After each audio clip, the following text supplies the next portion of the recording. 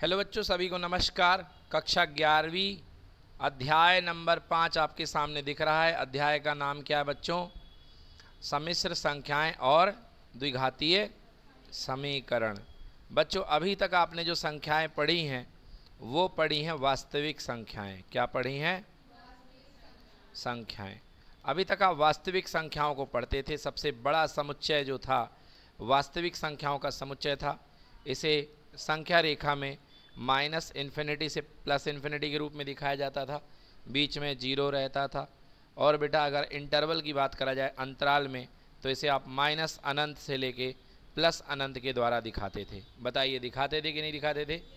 और कहते थे कि अगर कोई नंबर वास्तविक संख्या है तो x का मान माइनस अनंत से लेके प्लस अनंत के बीच में होगा।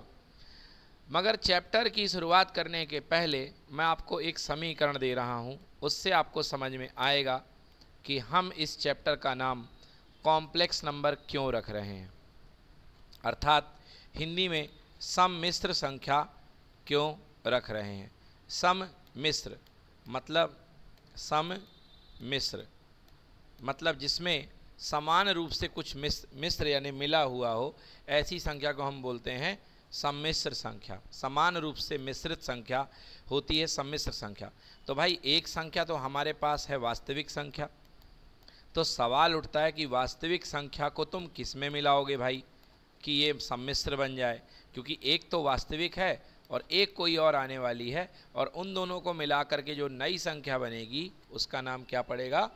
सम्मिश्र संख्या। तो वो नई संख्या क्या होगी? आइए मैं आपके एक सामने एक समीकरण दे रहा हूँ। बच्चों, मैं कहूँगा एक्स स्क्वायर माइनस 1 बराबर 0 को हल करो। तो इसका मतलब क्या होगा कि सर हमें ऐसा नंबर चाहिए है जिसका वर्ग क्या हो? 1 हो, क्योंकि एक्स स्क्वायर माइनस 1 बराबर 0 अर्थात एक्स स्क्वायर बराबर 0 धन 1, यानी एक्स स्क्वायर का मान कितना आना चाहिए? 1। सरल भाषा में ऐसा नंबर चाहिए है जिसका वर्ग कितना आएगा? 1। और ऐसा नंबर x बराबर आएगा √1, और रूट जब भी लगाइए तो दो साइन आएंगे, प्लस और -1। तो x बराबर आ गया +1 और क्या? -1। मतलब इस समीकरण को एक्स स्क्वायर -1 बराबर 0 को संतुष्ट करने वाले x के दो मान हैं, एक x बराबर प्लस का 1 और एक x बराबर माइनस का 1। आप रख के भी देख सकते हैं। यदि आप यहाँ पे +1 रखेंगे तो भी आंसर 0 आएगा, और अगर -1 रखेंगे तो भी आंसर क्या आएगा? 0 आएगा। आएगा कि नहीं आएगा? आएगा। तो ये क्या कहलाते हैं? मूल। क्या कहलाते हैं? मूल। समझ में आ गया? ठीक है ना बेटा। देखो, हमारी क्लास में गूंगे हैं दो बच्चे, एक ये है एक ये है। आप लोगों से निवेदन है बेटा, रिकॉर्ड हो रहा है इसलिए रिकॉर्ड में बोल रहा हूँ क्योंकि तुम्हारी आवाज़ पूरे इंडिया तक जाए। ये गूंगापन दूर करो। मुंह बंद करके पढ़ाई नहीं होती है ना, नहीं तो मैं भी गूंगा हो जाऊँ। ठीक है ना? आवाज़ आनी चाहिए, 4 हो 2 हो, मगर मुंह खुलना चाहिए, क्योंकि तुम्हारा मुंह खुलेगा तब मुझे समझ में आएगा कि तुम्हें समझ में आ रहा है। नहीं तो मैं बार बार पूछता रहूँ बेटा समझ में आया समझ में आया, ये गलत बात है। इसलिए आंसर आना चाहिए। ठीक है ना? हम मेहनत करें और आप रिस्पांस ना दो, बहुत बुरा लगता है, इसलिए रिस्पांस दिया करिए, आवाज़ आनी चाहिए। हाँ, तो x बराबर कितना हो गया? -1, और x बराबर कितना? +1। दो मूल हैं। कितने मूल हैं? अब एक समीकरण पे और विचार करिए, जो अगला समीकरण आपको दे रहा हूँ, एक्स स्क्वायर प्लस का 1 बराबर 0। बताइए इसका मुझे हल बताइए। एक्स स्क्वायर प्लस 1 बराबर 0, यदि आप इसका हल निकालेंगे तो आप कहेंगे सर एक्स स्क्वायर बराबर -1। बताइए क्या कोई ऐसी वास्तविक संख्या है जिसका वर्ग निगेटिव हो? ऐसी कोई संख्या हो सकती है जिसका वर्ग नेगेटिव हो? अरे बेटा, आप दुनिया में अगर प्लस की संख्या लोगे तो उसका वर्ग भी पॉजिटिव आएगा। अगर आप माइनस की संख्या का वर्ग करोगे तो भी पॉजिटिव आएगा कि नहीं आएगा? मतलब वर्ग तो हमेशा धनात्मक होता है साहब। मतलब कभी भी किसी संख्या का वर्ग ऋणात्मक हो नहीं संख्या। तो ऐसी संख्या जिसका वर्ग ऋणात्मक होता है वो कभी वास्तविक संख्या तो नहीं हो सकती। मतलब इस परिस्थिति में x कभी वास्तविक हो नहीं सकती, है ना? x कभी वास्तविक संख्या तो नहीं हो सकती, x कभी रियल नंबर तो नहीं हो सकता है। तो हमें x को एक नई संख्या का नाम देना पड़ेगा। तो हमने यहाँ वास्तविक संख्या थी, वास्तविक का उल्टा क्या होता है? काल्पनिक। क्या बोलते हैं? काल्पनिक। वास्तविक का उल्टा होता है काल्पनिक। तो हमने कहा अगर x वास्तविक नहीं है तो कोई बात नहीं, हम x को एक नई संख्या का नाम देते हैं और x का नाम आज से क्या पड़ गया? काल्पनिक संख्या। x का नाम क्या पड़ गया? काल्पनिक। काल्पनिक संख्या को इंग्लिश में बोलते हैं इमेजिनरी नंबर। रियल नंबर का उल्टा इमेजिनरी नंबर। तो शुरुआत यहीं से होती है। तो एक्स स्क्वायर बराबर अंडर रूट माइनस का 1, और क्योंकि सॉरी यहाँ पे स्क्वायर नहीं लगाना था, तो x बराबर अंडर रूट माइनस 1, स्क्वायर हटा, रूट लगा, और आपको पता है जब भी रूट लगता है तो 2 साइन आते हैं। क्या साइन आते हैं? तो ये बेटा अंडर रूट माइनस 1 जो कभी स्थायित्व तो नहीं हो सकता, जो कभी पॉसिबल ही नहीं है, इसका नाम दे दिया गया बेटा आई। क्या नाम दे दिया गया? आई। आई आई किसने नाम दिया था बेटा? एक आप बच्चे कहेंगे कि सर आई इसलिए नाम दिया क्योंकि यहाँ पे सर इमेजिनरी है। तो भैया एक्चुअली ये रीज़न भी है। दूसरा रीज़न ये बेटा, इसकी जो शुरुआत करी थी, इस इक्वेशन को पहली बार जिसने सॉल्व किया था ना, वो जर्मन साइंटिस्ट थे, उनका नाम था आयोटा। क्या नाम था? उनके नाम पे बेटा इस सिंबल का नाम पड़ गया आयोटा। ठीक है ना? तो x बराबर मैंने क्या लिखा? Plus minus under root minus 1, और मैंने बताया अंडर रूट माइनस 1 का नाम क्या होता है? आयोटा। तो x बराबर हो गया plus minus iota, plus minus iota. अब 2 मूल निकलेंगे, एक प्लस आयोटा और एक माइनस आयोटा, और बेटा दोनों काल्पनिक हैं। दोनों क्या हैं? शुद्ध काल्पनिक हैं। ये दोनों के दोनों शुद्ध काल्पनिक हैं। क्लियर हो गया? तो आयोटा क्या होता है? आयोटा होता है अंडर रूट माइनस 1। ठीक है ना? अंडर रूट माइनस 1, और आयोटा हमेशा जोड़े में निकलेगा, तो एक प्लस आयोटा निकलेगा और एक माइनस आयोटा निकलेगा। आइए हल करते हैं एक सवाल। आपको बोला गया एक्स स्क्वायर धन 4 बराबर 0 को हल करो। चलो भैया, तो एक्स स्क्वायर बराबर कितना हो गया? माइनस का 4। तो एक्स बराबर हो गया अंडर का रूट और माइनस का 4। यहाँ प्लस लगाओ और क्या लगाओ? माइनस। तो एक्स बराबर बेटा आपने क्या करना है? देखो प्लस माइनस, माइनस 4 को आप लिखो माइनस 1 और गुणे कितना? 4। अब आपने पढ़ा एक फॉर्मूला, रूट m गुणे रूट n बराबर होता है अंडर रूट m गुणे under root n। Yes sorry, दोनों मर्ज हुए, mn होता है कि नहीं होता? तो बेटा दोनों को अलग अलग कर दो। तो x बराबर प्लस माइनस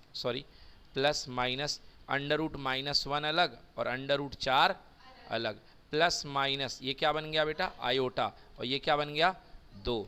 तो बेटा इसको अच्छे से लिखोगे तो x बराबर plus minus 2 iota, plus minus 2 iota, मतलब एक प्लस आयोटा और एक माइनस आयोटा, मतलब 2 मूल निकल करके आ गए हैं। एक प्लस का 2 आयोटा, सॉरी मैंने प्लस आयोटा माइनस आयोटा बोल दिया, प्लस का 2 आयोटा और माइनस का 2 आयोटा। बताइए कैसे मूल हैं? काल्पनिक। कैसे मूल हैं? काल्पनिक मूल हैं। कैसे मूल हैं? काल्पनिक मूल हैं। क्या था समीकरण? ये था। बच्चों आपको याद होगा क्लास 10th में आपको हमने बताया था कि बेटा कोई भी वर्ग समीकरण देखा करो तो इसके लिए सबसे पहले ये चेक करा करो वो हल होगा कि नहीं होगा, और उसके लिए हम लोग निकालते थे डी। याद आया? B square minus 4ac। अब डी के 3 मान निकले थे, डी का मान 0 से बड़ा। याद आ गया? तो कितने मूल निकलते थे? 2 मूल, 2 वास्तविक मूल निकलते थे, अल्फा और बीटा, दोनों वास्तविक मूल। डी बराबर 0 होने पर एक वही अल्फा आता था, वही बीटा, एक मूल। और जब डी लेस देन आता था 0 तो आप लोग बोलते थे कोई वास्तविक मूल नहीं। बोलो हाँ या ना? कहते थे कि नहीं कहते थे? आप लोग कहते थे कि इसका कोई वास्तविक मूल नहीं होगा। अरे भैया अब वो वास्तविक मूल नहीं होगा तो इसका मतलब मूल नहीं होगा ऐसा नहीं है, अब वो काल्पनिक मूल होगा। कैसा मूल होगा? काल्पनिक होगा या सम्मिश्र होगा। तो ये वही वाली परिस्थिति है, जब वास्तविक मूल नहीं निकलता है तो काल्पनिक मूल निकलता है या सम्मिश्र मूल निकलता है। ठीक है, चलो करके देख लेते हैं इसको हम लोग। तो आपके पास यदि समीकरण मैंने दिया x square plus 4 equal to कितना? 0। बेटा इसकी तुलना कर लो a x square plus b x plus c से बराबर 0 से। बोलो ए का मान कितना? 1, बी का मान कितना और सी का मान कितना? -4, सी ना प्लस 4, सॉरी सी का मान +4। अब चलिए इसका डी निकालते हैं। आप जानते हैं बच्चों डी बराबर बी स्क्वायर माइनस कितना? 4ac। तो b का स्क्वायर यानी 0 का स्क्वायर -4 गुणे ए कितना? 1, और c का मान भी कितना? 4। तो -4 गुणे 4 कितना हो गया? -16। हाँ या ना? मतलब d का मान 0 से छोटा आ रहा है। तो आप लोग कहते थे कोई वास्तविक मूल नहीं होगा। तो बेटा वास्तविक तो नहीं होगा मगर काल्पनिक मूल होगा या सम्मिश्र मूल होगा। समझ में आया? यहाँ पर क्या आता था? कोई वास्तविक मूल नहीं होगा। अगर वास्तविक मूल नहीं होगा तो कोई बात नहीं भाई, कैसा मूल होगा, या तो काल्पनिक होगा या क्या होगा, सम्मिश्र होगा। क्या होगा, सम्मिश्र होगा। आई बात समझ में। तो यहाँ पर आपने देखी, आपने परिचय कर लिया कैसी संख्याओं से, आपने काल्पनिक संख्याओं से परिचय कर लिया। अब देखिए भाई क्या मामला था, मामला ये था कि वास्तविक संख्याओं ने एक्स अक्ष में तो अपना डेरा बना रखा था, यहाँ माइनस इन्फिनिटी और यहाँ पर प्लस इन्फिनिटी। सवाल उठा भैया काल्पनिक भी पैदा हो चुकी हैं, उनको कहाँ स्थान दिया जाए। तो काल्पनिक के लिए बेटा एक नया अक्ष बनाया गया, वास्तविक अक्ष। इसे पहले बोला क्या क्या, वास्तविक अक्ष। क्या बोला गया, वास्तविक अक्ष, यानी हिंदी में इंग्लिश में बोलते हैं रियल एक्सिस। कौन सा एक्सिस, रियल एक्सिस। और फिर बनाया बेटा ये वाला अक्ष जिसका नाम पड़ा काल्पनिक अक्ष। क्या पड़ा, काल्पनिक अक्ष, यानी कि इमेजिनरी एक्सिस, इंग्लिश में इमेजिनरी एक्सिस। बीच में क्या बैठता था, जीरो। बीच में क्या बैठता था, जीरो। यहाँ पे एक्स भी जीरो और वाई भी जीरो। यहाँ पे वास्तविक संख्या में एक्स में एक, वाई में दो, सॉरी एक्स में दो, एक्स में तीन, एक्स में चार। अब यहाँ देखिए वाई में पहली संख्या क्या होती है, आयोटा। क्या होती है, आयोटा। समझ में आया कि नहीं आया, समझ में आया कि नहीं आया। हम पढ़ रहे हैं कोऑर्डिनेट ज्योमेट्री, निर्देशांक ज्यामिति नहीं पढ़ रहे हैं, इसलिए बीच में केवल जीरो होगा। अगर हम निर्देशांक ज्यामिति पढ़ते तो वहाँ पे एक्स कॉमा वाई होता था। क्या होता था, हाँ। अब तो हमने संख्या पढ़ रहे हैं तो हमने यहाँ पे स्थान दे दिया आयोटा। आयोटा के जैसे नीचे की तरफ क्या चलेगा बोलो, माइनस आयोटा। ऊपर क्या चलेगा, +2 आयोटा। नीचे क्या चलेगा, इधर पे +3 आयोटा और इधर पे -3 आयोटा। आई बात समझ में। तो अब आपने ये देखी, ये अक्ष बन गया काल्पनिक अक्ष और ये बन गया वास्तविक अक्ष। और ये जो पूरा का पूरा जो तल कहलाता है मिला करके, जिसमें वास्तविक अक्ष भी होता है, जिसमें काल्पनिक अक्ष भी होता है, बेटा इस तल को बोलते हैं हम लोग सम्मिश्र तल। क्या बोलते हैं, सम्मिश्र तल। चलिए अब मान लीजिए आप किसी बिंदु पे आ गए, आने वाली है सम्मिश्र संख्याएं, किसी बिंदु पे आ गए हैं हम। कहाँ है वो बिंदु, ये है वो बिंदु। डा डा डा डा डा डा डा डा डा डा डा डा ये देखिए इस बिंदु पे आप बैठे हुए हो। इस बिंदु की क्या विशेषता है, यदि मैं बोलूं इस बिंदु तक पहुंचने के लिए वास्तविक संख्या में कितना चलना पड़ेगा, उत्तर है 3। बोलिए हाँ है ना।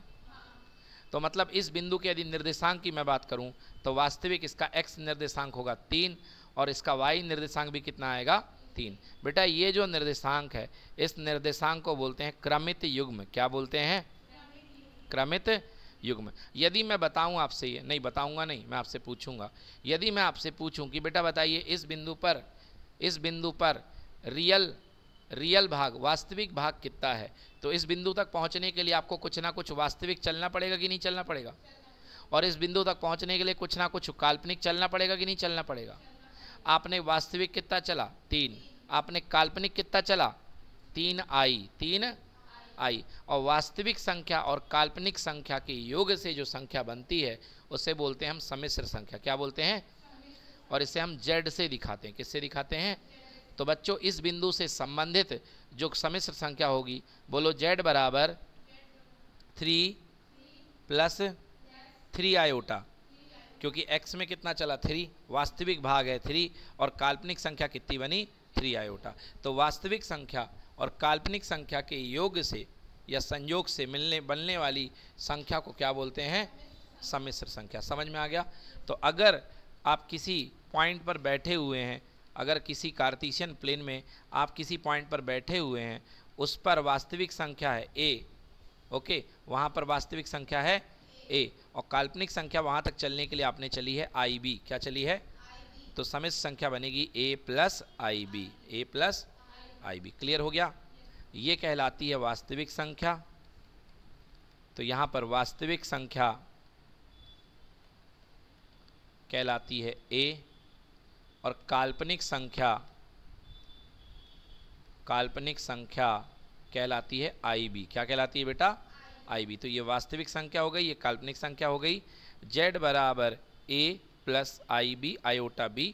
अब यदि आप बात करेंगे तो z कहलाएगी सम्मिश्र संख्या। z को क्या बोलेंगे, z को बोलेंगे सम्मिश्र संख्या। बेटा इसका जो क्रमित युग्म बनेगा वो बनेगा a, b। क्या बनेगा, a, b। a कहलाएगा वास्तविक भाग, वास्तविक किसका, सम्मिश्र संख्या का वास्तविक भाग। किसका, सम्मिश्र संख्या का वास्तविक भाग। वास्तविक को इंग्लिश में क्या बोलते हैं? रियल। और जेड का रियल पार्ट कहलाएगा रियल जेड। बी क्या कहलाएगा बेटा? काल्पनिक भाग। क्या कहलाएगा? याद रखना, काल्पनिक संख्या नहीं है ये, काल्पनिक भाग है। काल्पनिक संख्या तो आई बी थी। क्या थी काल्पनिक संख्या? आई बी। और काल्पनिक भाग बी है। मतलब जेड को हम बी को बोलेंगे, ए क्या कहला गया? रियल भाग ऑफ जेड। और जो बी होगा वो क्या होगा? इमेजिनरी भाग ऑफ जेड। काल्पनिक भाग। कौन सा भाग? तो आपके पास कोई संख्या दे दी गई, जैसे जेड बराबर 9 + 6 आयोटा। आपसे बोला गया कि ये बताइए कि इसका वास्तविक भाग क्या है। तो रियल पार्ट ऑफ जेड क्या होगा? 9। बोला गया काल्पनिक भाग क्या है? इमेजिनरी पार्ट ऑफ जेड क्या हो गया? 6। क्रमित युग्म क्या होगा? 9,6। 9,6। समझ में आ गया? तो ये आपकी हो गई सम्मिश्र संख्या। क्या हो गई? अगर कोई सम्मिश्र संख्या z बराबर दी गई है 2 आयोटा, क्या दी गई है? तो आपसे पूछा जाएगा इसका वास्तविक भाग क्या है। चश्मे को नज़र पे चढ़ाइए और देखिए क्या इसे आप 0 + 2 आयोटा लिख सकते हैं? हाँ, तो इसका वास्तविक भाग क्या हो गया और काल्पनिक भाग क्या हो गया? 2। मैं काल्पनिक भाग बोल रहा हूँ, मैं काल्पनिक संख्या नहीं बोल रहा हूँ। तो यदि इस संख्या का मैं बोलूँगा रियल पार्ट कितना होगा और इमेजिनरी पार्ट कितना होगा? 2। क्लियर हुआ कि नहीं हुआ? इमेजिनरी पार्ट क्या हो जाएगा? 2। आगे अगर आपके पास कोई संख्या है z बराबर ओनली, आपके पास लिखा है z बराबर 3, z बराबर 3, ये देखिए तो ये क्या है? पूर्ण वास्तविक है। क्या है ये बेटा? यदि सम्मिश्र संख्या के रूप में इसे बोलोगे तो इसे बोलोगे पूर्ण वास्तविक सम्मिश्र संख्या। पूर्ण वास्तविक सम्मिश्र संख्या। अरे अरे सर, आपने वास्तविक संख्या को सम्मिश्र कैसे लिख दिया? जरा देखिए, क्या मैं इसको 3 + 0 आयोटा नहीं लिख सकता? लिख सकता हूँ। मतलब इसका काल्पनिक भाग कितना है? 0। तो ये सम्मिश्र पूर्ण वास्तविक बन गई। क्या बन गई? पूर्ण वास्तविक। तो आप इसमें लिखेंगे कि रियल पार्ट ऑफ जेड कितना है बेटा? 3। और इसका काल्पनिक भाग कितना है? समझ में आया? तो रियल भाग 3 है और काल्पनिक भाग कितना है? 0। ठीक है बच्चों, तो ये आपके पास बन गई सम्मिश्र संख्याएं। क्या बन गई? सम्मिश्र संख्याएं। अब हमारी पहली एक्सरसाइज में है, अब देखो बेटा, सम्मिश्र संख्याओं का योग। क्या है सम्मिश्र संख्याओं का? एक सम्मिश्र संख्या बेटा 2 + 3 आयोटा, दूसरी सम्मिश्र संख्या z2 बराबर 3 + 4 आयोटा। सिंपल बेटा, जैसे नंबर जोड़ते हो, वास्तविक का वास्तविक और काल्पनिक का काल्पनिक। बेटा बोलो z1 + z2 बराबर 3 और 2 कितना? और 4 और 3 कितना? 7 आयोटा। तो सवाल कैसे आएगा? सवाल बोलेगा z1 + z2 का वास्तविक भाग बताओ। तो भैया इसका वास्तविक भाग कितना निकला? 5। सवाल बोलेगा इमेजिनरी भाग बताओ z1 + z2 का। बता सकते हो कितना आया? 7 आया। कितना आया? आ गया समझ में? यस। तो ऐसे ही z1 + z2 है। दूसरा क्या आएगा? z1 - z2। समझ में आ गया? तो आप घटा लोगे? नहीं घटा पाओगे? घटा लो भाई, यहीं पर घटा लो। तो 2 + 3 आयोटा और यहाँ पे कितना है? 3 + 4 आयोटा। अब आपको z1 - z2 निकालना है। यहाँ z1 है, यहाँ क्या है? z2। कौन सा साइन? माइनस। यहाँ पे क्या? माइनस। यहाँ भी क्या? माइनस। तो z1 - z2 बराबर 2 में से 3 गया कितना हुआ? -1। और 3 में से 4 गया कितना हुआ? -1 आयोटा। समझ में आ गया? ये हो गया दोनों का घटाना, दोनों का। समझ में आ गया? अब देखिए, अब हम पढ़ते हैं आयोटा की घात। क्या पढ़ते हैं? आयोटा की घातांक। कि आयोटा की कितनी घातांक हुआ करती हैं। आयोटा की पावर पढ़ते हैं। बेटा आपने देखा कि आयोटा का मतलब होता है √-1। हाँ या ना? तो आयोटा की पावर 1 को, आयोटा की पावर 1 को तो आप आयोटा का ही नाम दे दें। क्या नाम दे दें? अब बात है आयोटा का स्क्वायर। आयोटा का स्क्वायर। आयोटा का स्क्वायर मतलब √-1 का स्क्वायर हो जाएगा कि नहीं हो जाएगा? और स्क्वायर से रूट क्या हो जाता है? कैंसिल। कितना बचेगा? -1। तो आयोटा की पावर 1 बराबर आयोटा और आयोटा की पावर 2 बराबर कितना? -1। आयोटा की पावर 3 को क्या आप आयोटा का स्क्वायर इंटू आयोटा लिख सकते हैं? और आयोटा स्क्वायर कितना आया था? -1 इंटू आयोटा। आंसर कितना आ गया? Minus iota. यानी आयोटा की पावर 3 बराबर कितना हो गया? लास्ट आयोटा की पावर 4। क्या आप इसको आयोटा स्क्वायर गुणे आयोटा स्क्वायर लिख सकते हैं? 2 2 4 हो जाएगा। हाँ या ना? आयोटा स्क्वायर कितना होता है? -1। और ये भी कितना? -1। माइनस माइनस कितना? +1। कितना आ गया? +1। तो आपने क्या देखा कि आयोटा की पावर 1 तो आयोटा है, आयोटा की पावर 2 -1 है, आयोटा की पावर 3 माइनस आयोटा है और आयोटा की पावर 4 कितना है? +1। क्लियर कि नॉट क्लियर? मतलब पूरी आयोटा की फैमिली इसी 4 नंबर के बीच में घूमती रहती है। कैसे? आपसे किसी ने कहा आयोटा की पावर 5 निकाल दो, क्या निकाल दो? तो आयोटा की पावर 4 गुणे आयोटा की पावर 1 लिख सकते हो कि नहीं लिख सकते हो? अब आयोटा की पावर 4 का मान कितना होता है? 1, और आयोटा का मान कितना होता है? आयोटा। तो आंसर कितना आ गया? आयोटा। किसी ने बोला आयोटा की पावर 6, तो आप आयोटा की पावर 4 गुणे आयोटा की पावर 2 लिख सकते हैं। तो ये हो गया 1 गुणे आयोटा का स्क्वायर, मतलब 1 इंटू -1। बोलो आंसर कितना आ गया? -1 आ गया कि नहीं आया? फिर इसके बाद आयोटा की पावर 7 करिए, तो आयोटा की पावर 4 गुणे आयोटा की पावर 3 हो सकता है। 4 का मतलब 1, और आयोटा की पावर 3 कितना होता है? Minus iota. कितना होता है? ये देखो, निकाला था नहीं निकाला था? तो भैया आयोटा 1 गुणे माइनस आयोटा कितना हो गया? Minus iota. लास्ट आयोटा की पावर 8 बराबर आयोटा की पावर 4 गुणे आयोटा की पावर 4। 1 गुणे 1 बराबर कितना हो जाएगा? समझ में आ गया? तो आपने फिर से देखा, फिर से यही नंबर रिपीट हो गए, iota -1 minus iota 1, iota -1 minus iota 1। बोले यस और नो? अब आपसे मैं एक सवाल दे दूं कि बेटा ये बताओ कि आयोटा की पावर 1 प्लस आयोटा की पावर 2 प्लस आयोटा की पावर 3 प्लस आयोटा की पावर 4 को जोड़ो, कितना आंसर आएगा? बोलो आयोटा की पावर 1 कितना होता है?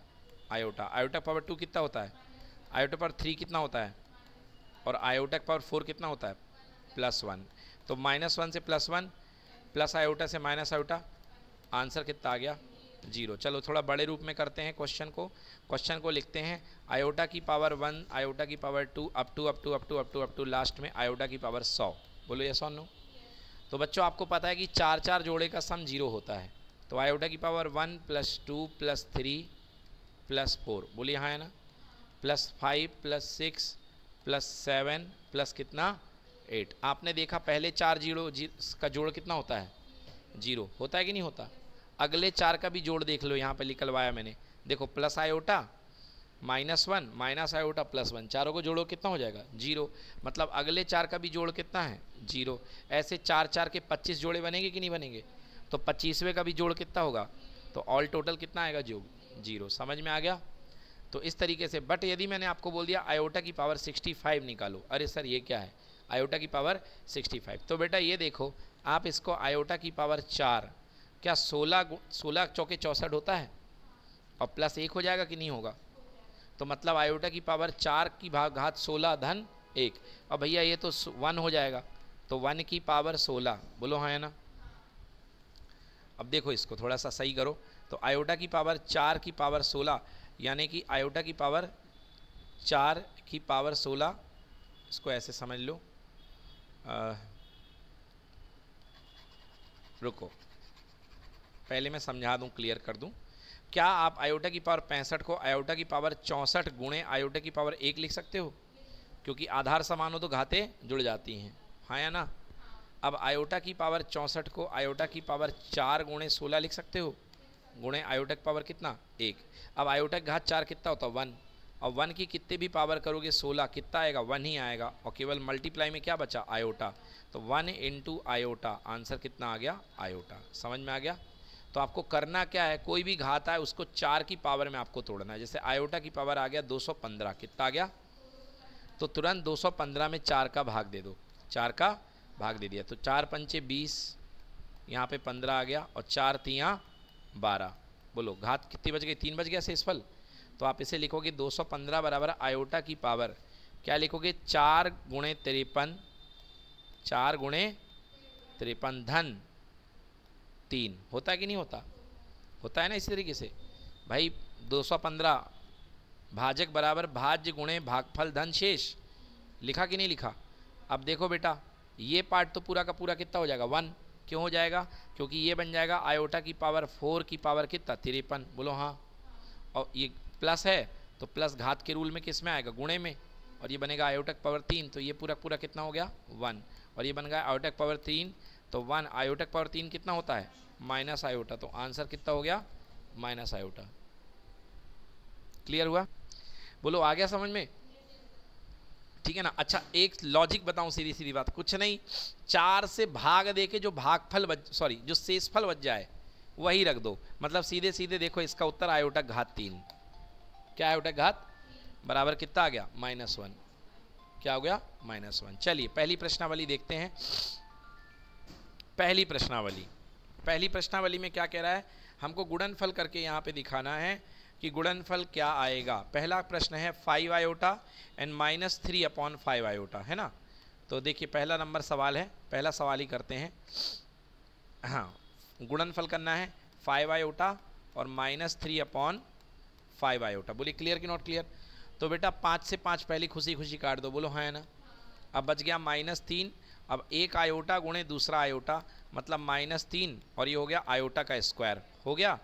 और -3 आयोटा का स्क्वायर कितना पढ़ा आपने, -1, माइनस से माइनस कैंसिल, 3 एकम 3, खत्म। बेटा उत्तर कितना आ जाएगा, 3 आ जाएगा। ओहो क्या लिखा है, कॉम्प्लेक्स नंबर की फॉर्म में लिखना है। चलिए अच्छी बात है। तो बेटा 3 को मैं क्या लिख सकता हूँ, 3 + 0 आयोटा, 3 + 0 आयोटा। ये तो पूर्ण वास्तविक संख्या है ना, बोलो यस कि नो। अब आइए आयोटा की निगेटिव घात पढ़ लेते हैं। कौन सी घात, निगेटिव। तो है कुछ नहीं बेटा, आयोटा की निगेटिव घात जैसे मान लो आपको दे दिया गया आयोटा की पावर -19, समझ गए। तो कुछ नहीं करना आपको, इसको 1 आयोटा की पावर 19 करिए और जो आपने वहाँ पे किया वही आपको करना है। क्या करोगे, 19 में 4 का भाग दे दो। क्या कर दो, 19 में 4 का भाग। 4 का भाग क्यों देते हैं, 4 4 की कितने बन रहे हैं, है ना। तो 4 का भाग दे दिया 19 में, तो 4 का भाग दे दिया तो 4 चौके 16 और यहाँ कितना बचा, 3। मतलब यदि सीधी बात की जाए तो 1/आयोटा की घात 3 बचेगा। क्या बचेगा, 1/आयोटा घात नहीं बचेगा क्या। अरे बेटा आयोटा की पावर 19 को तुम लिखोगे आयोटा की पावर 4 गुणे 4, 4 चौके 16 धन 3, 16 3 19, बोलो हाँ है ना।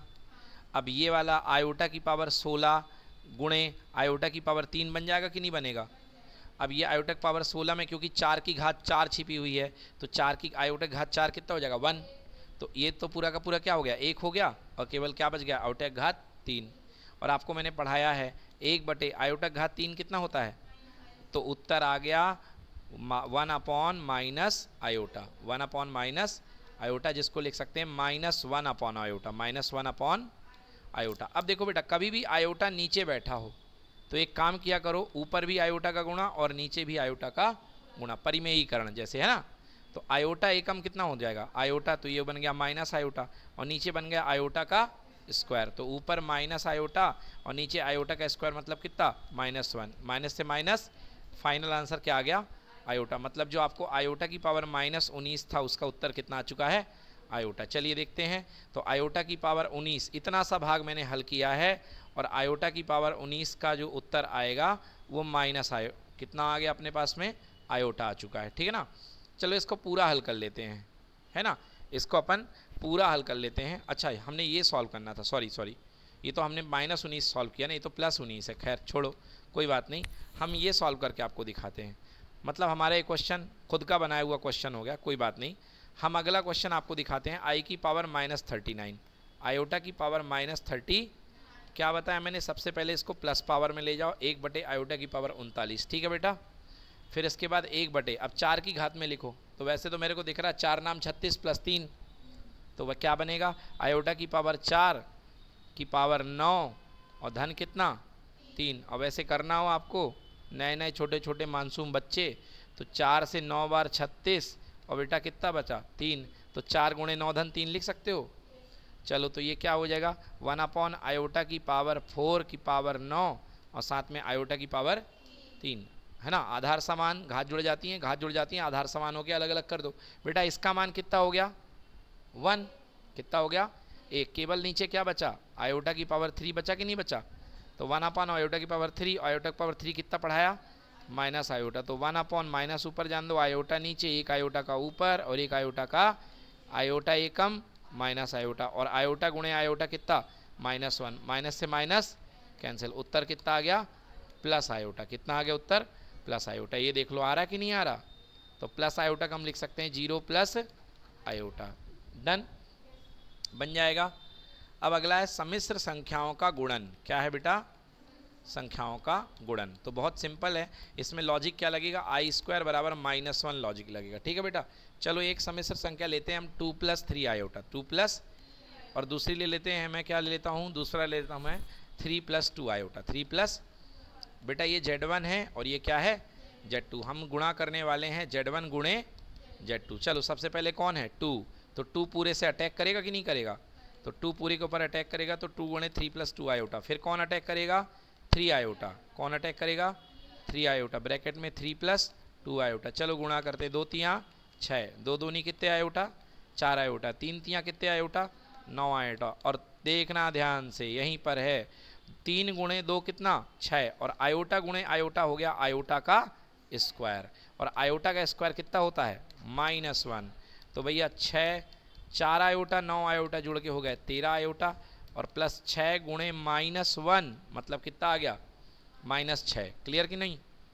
तो यहाँ पे आ गया -6, और सॉरी यहाँ पे आ गया 6, ये हो गया 13 आयोटा और माइनस का 6, ये दोनों लड़ मरे। आंसर कितना आ गया बोलो?